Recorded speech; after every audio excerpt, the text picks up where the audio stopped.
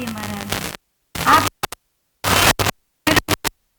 तो आपके मन का नहीं होगा, वो किसी मन का नहीं होगा, कि जैसे आप हो लोग आपको देखना चाहते हैं। कोई बनावट, कोई आडंबर नहीं होना चाहिए। खूब प्रसन्नता से समय बीत रहा है और कहा, भय कुमार जबहि सब भ्राता, सुंदर समय आया और जनेऊ संस्कार हुआ। कहते हैं गुरुदेव वशिष्ठ के साथ में उनके आश्रम में दुष्टों का संहार कर पाए कि ना कर पाए, लेकिन अब जब ताड़का का वध कर दिया तो प्रसन्न हो गए। अब विश्वास हो गया कि कुछ भी हो हम निर्भय मुक्त हैं। देखिए, जब आपके पास कोई पावर वाला आदमी हो ना, तो आप बड़े निश्चिंत में रहते हैं। अरे हमारे पार्षद जी के पास कम पावर थोड़ा है महाराज, लेकिन मानना पड़ेगा ऐसे प्राय बहुत कम होता है। हमारे अनुभव में तो ऐसा, जहां मैंने देखा कथाएं हो रही है तो पार्षद जी आए, आगमन हुआ और कुछ क्षण पधारे और उसके पश्चात विदा लिए महाराज। लेकिन यहाँ हम पहले ऐसे पार्षद जी को देख रहे हैं, हमारे शैलेंद्र भैया, जो कथा की रूपरेखा में ही सम्मिलित है महाराज। प्रारंभ में आना और आज से जो प्रारंभ हो रहा है 9 दिनों तक पूरी कथा की क्या व्यवस्था रहेगी, उस व्यवस्था का निर्वाह करना। भैया के लिए जोरदार ताली हो जाए महाराज। ठंडी लग रही है हाथ में, जोर से बजाइए ना महाराज। हम समझ रहे हैं आपके लिए कुछ नहीं बोले इसीलिए नहीं बजा रहे ना। प्रेम से बोलिए जय श्री राम। आनंद है, कोई बनावट नहीं। हम आपसे अलग नहीं, आप हमसे अलग नहीं। कथा कहते हैं श्रोता वक्ता ज्ञान निधि कथा राम के गुण। जब दोनों का समन भाव मध्य में होगा तभी वो गूढ़ रहस्य प्रस्फुटित होगा। कहते हैं विश्वास हो गया विश्वामित्र जी को। विश्वामित्र जी महाराज आनंद में आए तो निर्भय यज्ञ करो तुम जाई। राम जी ने कह दिया आप निर्भय होकर के, स्वतंत्र होकर के यज्ञ करिए। और यहाँ पर राम जी के बल का अनुभव करके, देख करके प्रसन्न हुए विश्वामित्र जी ने पर बला और अतिबला नाम की 2 विद्याएं राम जी को प्रदान की।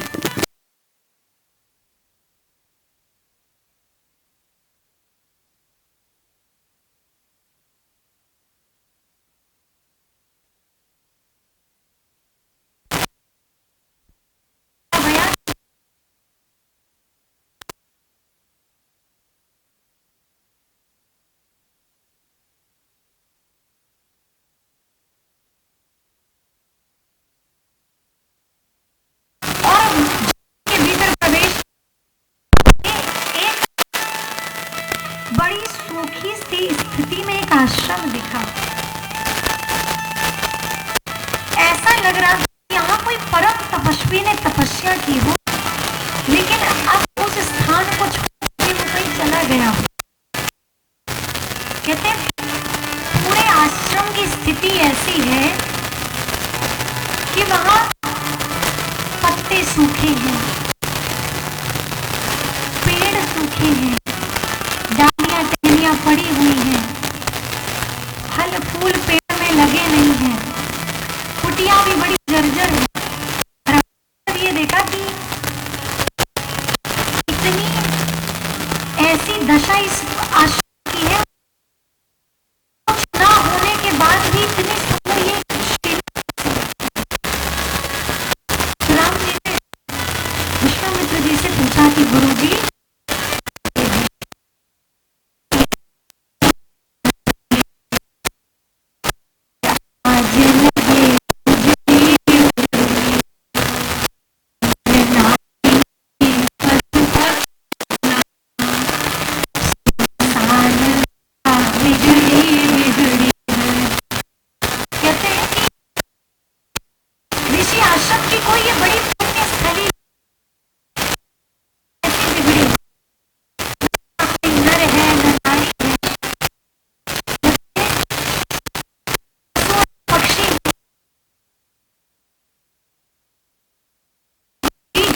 तरु सूखे लता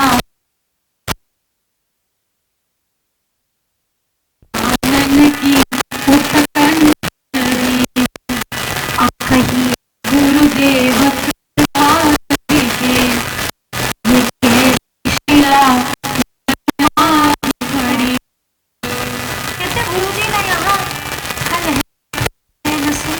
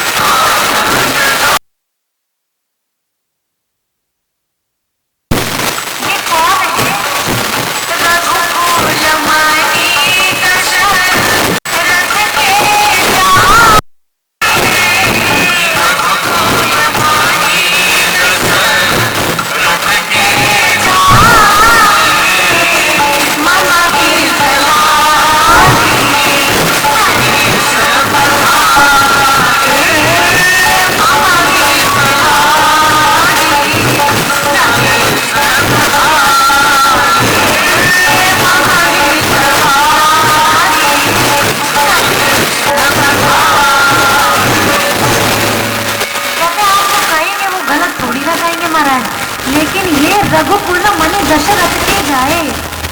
अयोध्या में महाराज दशरथ के ये पुत्र हैं। हमारी यज्ञ की रक्षा के लिए इन्होंने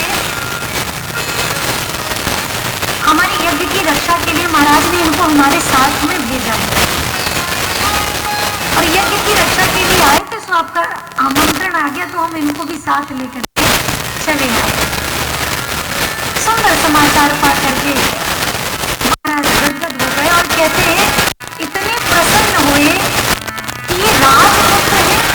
ये जान करके उनके रूप को निहार करके कहते हैं उस मिथिला में जो सबसे सुंदर महल था, हमारी जानकी जो कविता कहते हैं सुंदर सदन, उस सुंदर सदन में ही राम लक्ष्मण जी को रोका गया। कहते हैं रात्रि को संध्या ब्यारू आरती भई, सुबह के समय भजन का क्रम चल रहा है गुरु जी का और राम जी और लक्ष्मण जी। इसी बीच मेरे भैया लक्ष्मण जी के मन में एक उत्कंठा जगती है। क्या? कोहनी से राम जी को लगभग 1 घंटे से भजन चल रहा है तो तभी से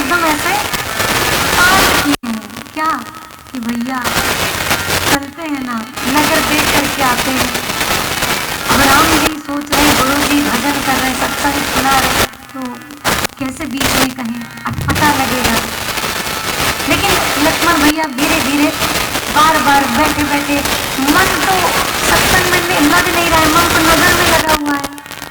क्या पहली बार निकला है, कैसी है पड़ी। तो भैया को कह रहे, भैया आप गुरु जी से कहो। राम जी ने सहज भाव से कहा कि गुरु जी यदि आज्ञा हो तो हम कुछ कहें। गुरु जी ने कहा कहिए राम। कहते गुरु जी ये जो भैया है ना हमारे, ये कह रहे कि ये नगर देखना चाहते हैं, पहली बार आए ना ये, तो कह रहे कि हमको नगर देखना है, आपकी आज्ञा हो तो नगर दिखाई तुरंत नहीं आऊंगा। यदि आप आज्ञा करो तो जाऊंगा, नगर दिखाऊंगा और नगर दिखा करके तुरंत लेकर के आ जाऊंगा। गुरु जी ने थोड़ा लेकिन सोचने लगे कि राम जी कह रहे लक्ष्मण जी पहली बार आए, राम जी तो पहली बार आए हो और कह क्या रहे, जाऊंगा नगर दिखाई तुरंत ले आऊंगा, जाऊंगा नगर दिखाऊंगा और दिखा करके तुरंत ले आऊंगा। अब आप बताओ, जो पहली बार शहर में नया आया हो वो कह रहा है कि हम आपको नगर दिखाएंगे।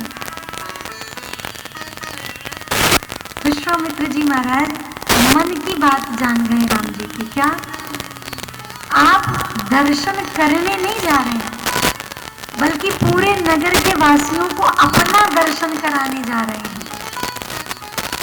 मन के भाव को जान करके गुरु जी ने आज्ञा दी। कहते हैं जाई देखिया बहु नगर, अरे सुख निधान दो भाई, करहु सुफल सबके नयन, सुंदर बदन देखा। जाइए अपना ये सुंदर रूप दिखा करके आइए। और कहते हैं जो ही आज्ञा पाए महाराज, दोनों भैया गुरु जी को प्रणाम करके आज्ञा लेकर के अज देखा नगर रूप सूत आए, देखा नगर रूप सूत आए,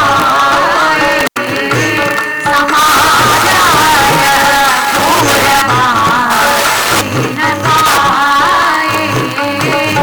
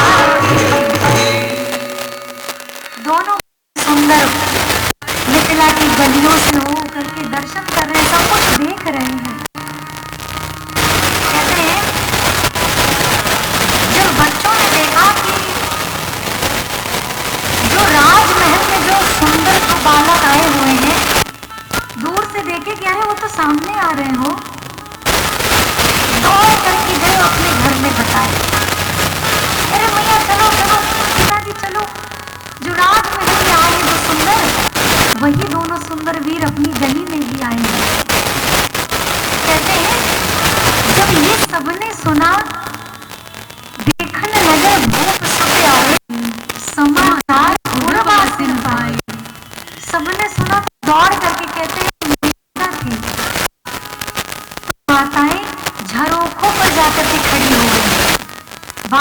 निकलना है, तो झरोकों पर खड़ी है। जितने पुरुष वर्ग थे, बच्चा, छोटा लड़का, बड़े लड़का, सब जाकर के एक कतार लगा करके एक पंक्तिबद्ध होकर के खड़े हो गए कि राम जी आ रहे हैं।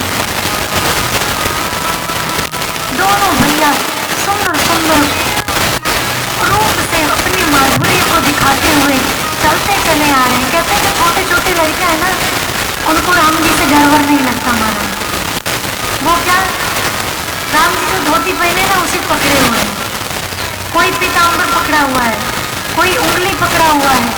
कहते हैं धनुष टांगे, कोई धनुष ही बार बार छेड़ रहा है ऐसे। बच्चों को डर नहीं लग रहा है। राम जी का ये सुंदर रूप देख रही है सखियां झरोखों से। यहाँ पर कहते हैं झरोखों पर कोई और नहीं, मेरी मैया की अष्ट सखियां खड़ी हैं। सीता जी की अष्ट सखियां खड़ी हुई हैं और एक एक सखी एक एक भाव दे रही है। एक ने कहा हो, हमको तो लगा ही नहीं था कि इनके दर्शन हो, लेकिन देखो ये तो खुद ही चल करके आ गए। तो एक ने कहा, अरे ये चल के नहीं आए हैं, लाए गए हैं। इनका भी तो मन होगा ना मिथिलापुरी को देखने का। तो ये अपनी इच्छा से यहाँ चल करके आ रहे हैं, आए तो केवल राजमहल नहीं है। एक ने कहा, कुछ भी हो लेकिन देखो ना कितनी सुंदर है। मन तो करता है इसको मिथिला में ही रोक ले। तो एक सखी कहती है, चौथी सखी ने कहा, कुछ गलत नहीं सोच रही है।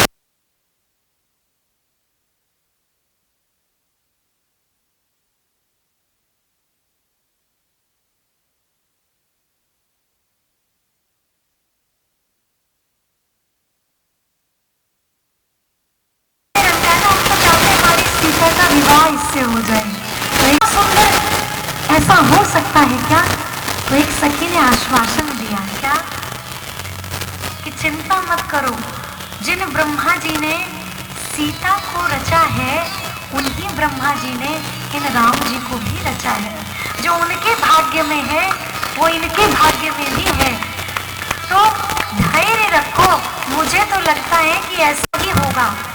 अब ये कह ही रही थी कि एक सखी ने संशय प्रकट कर दिया। एक सखी ने कहा कि वो तो सब ठीक है, लेकिन ये देखने में कुछ छोटे नहीं लग रहे हैं।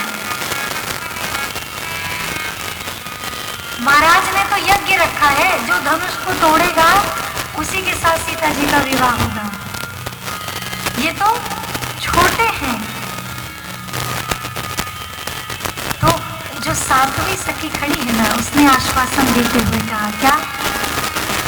अरे तुम्हें नहीं पता, हमने तो इनका पूरा बायोडाटा निकाल लिया है। तुम क्या जानती हो? ये केवल यहाँ आए हैं नगर देखने के लिए। अरे हम तो सब जानते हैं।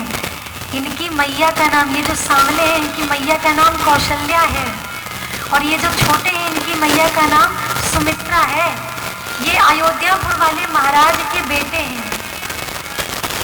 सखी ने कहा, तुमको तो बड़ा पता है। वो कहाँ से पता की? कह रही, अरे रानी के पास गए थे ना, तो रविवास में चर्चा चल रही थी, और मेरा विश्वास मानो वहां पर एक तारका राक्षसी का वध करके भी आ रहे हैं। वो जो बक्सर वाले बाबा आए ना, उन्हीं के साथ में आए ये दोनों। अब जब ये सब सुना तो महाराज लक्ष्मण जी से रहा नहीं गया। इतना सुन लिए बहुत है महाराज, इतना सुन लिए बहुत है। सखी ने कहा, अगर शादी हो गई फिर तो इनके रोज दर्शन मिलेंगे। लक्ष्मण जी ने सुना, अरे ऊपर ये कौन खड़ा है? भैया से कहने लगे, भैया यदि आपकी आज्ञा हो तो नेक हम ऊपर देख लें कि आखिर कौन है जो लोगों के बारे में इतना जानता है।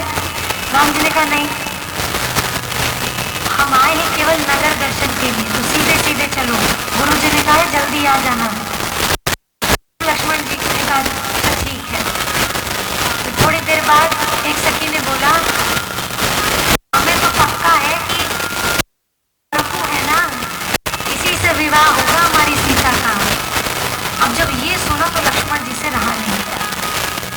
भैया अब तो विवाह की भी सेटिंग हो रही है, कहो तो ऊपर देख लो। राम जी ने कहा नहीं, देखना नहीं है।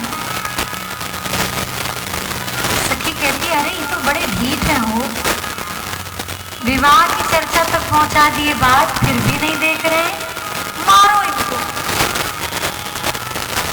सखी ने कहा अरे पागल हो, इनको मारोगी, ये इतने कोमल है, कौन होगा इनके जितना सुंदर। तो एक सखी ने कह दिया कि ब्रह्मा जी। तो अरे ब्रह्मा जी कैसे सुंदर होंगे, तो चार चार मुख हैं, चतुरानन है। तो कहा शंकर भगवान। अरे कहती है तुमको समझ उमझ है कि नहीं, विकट वेश मुख पंच पुरारी, इसका इतना विकराल रूप है। तो कहती वो सुंदर है, अरे देखो ना ये कितने सुंदर है। तो कहती है हम ऐसे मारने को थोड़ी कह रहे थे कि मारो तो इनको चोट लग जाए, अरे हम तो कह रहे हैं इन पर पुष्प के बाण चलाओ, पुष्प की वर्षा करो। तो ये देखने के लिए कि कहाँ से पुष्प आ रहे हैं, तो ये इधर उधर तो करेंगे ना, और जब ये इधर उधर सर करेंगे तो हमको इनका दर्शन हो जाएगा। तो कहते हैं सखियों ने पुष्प की वर्षा करना प्रारंभ किया। हर सही बर सही सुमन, अरे सुमुख सुलोचन ब्रह्म, अजाहि जहाँ जहाँ बंधु लो, कहाँ कहाँ कहते हैं ये हर सही बड़े सही सुमन। ऊपर से जब पुष्प की वर्षा हुई तो सुमुख सुलोचनी अपने सुंदर मुख की ओर एक भाव देते हुए राम जी ने झरोखे पर देखा, तो कहा जा ही जहाँ जहाँ बंधु लो। देखते देखते जहाँ जहाँ राम लक्ष्मण जी गए, वहाँ वहाँ कहते हैं तह तह परमानंद, वहाँ वहाँ आनंद की अनुभूति होती गई महाराज। सुंदर दर्शन कराने के बाद अब जो बच्चे साथ में थे उन सबके साथ में जा करके धनुष यज्ञशाला की परिक्रमा करते हैं।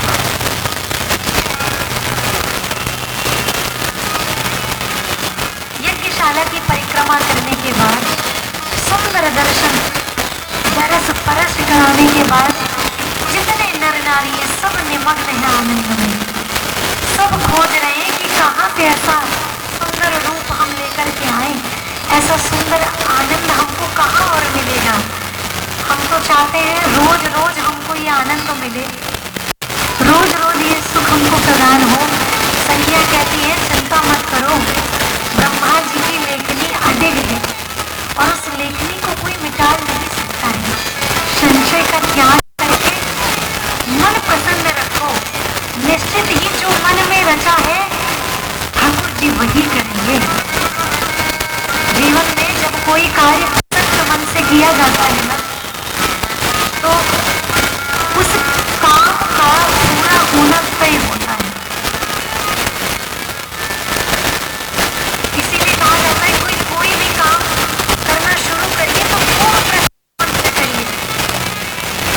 कई लोग संशय भी करते हैं महाराज अगर नहीं हुआ तो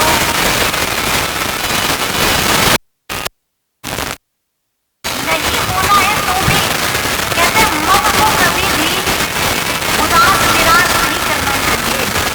प्रसन्न मन से करेंगे ना तो नहीं भी होगा तो भी प्रसन्न रहेंगे, तो भी सुखी रहेंगे। लेकिन अगर पहले से ही संशय में है कि क्या पता तो होने वाला नहीं है, मन का जो विचार है वो सदा दृढ़ रखना चाहिए, सुंदर रखना चाहिए। मन से जो भी करेंगे उसका होना तय है, उसको कोई मिटा नहीं सकता। और कहते हैं कि